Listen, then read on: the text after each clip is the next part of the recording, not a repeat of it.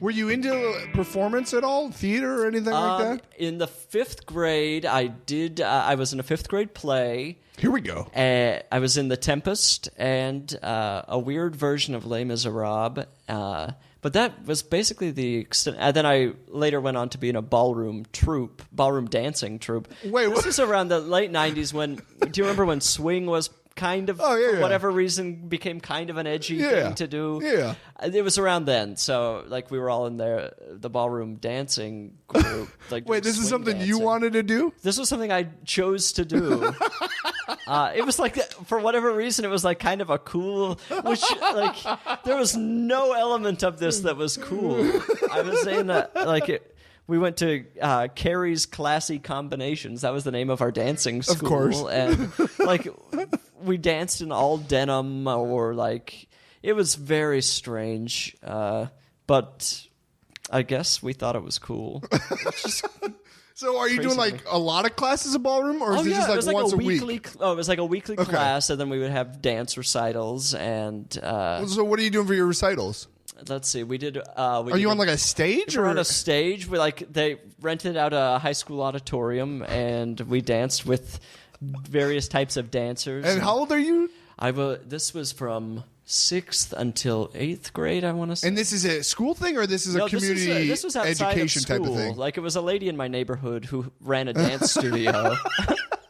And so you were partnering with like some older ladies who were just bored at home, basically. No, these were with other girls. I mean, like, our age. Oh, really? Yeah, which for me have no interest, but I was like... I like to dance, I guess. Can you still do any of it? I'm not at all a good dancer. Does it translate now? Can you bust out some moves?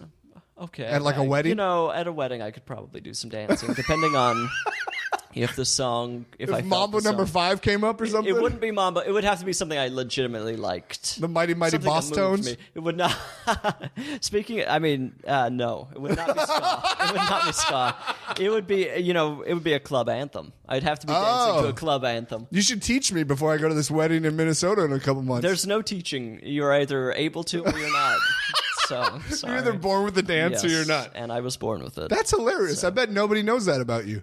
I think very few people.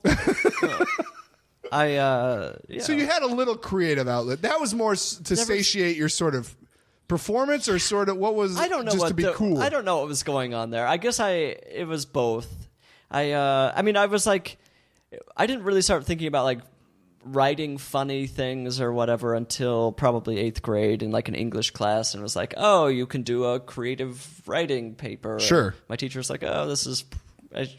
She thought it was funny, and I was like, oh, I can use that. What was it? Do you remember what it was? That I just would write papers. I mean, like, I wrote about my sister getting her arm broken by our dog. Classic comedy. Classic laughs.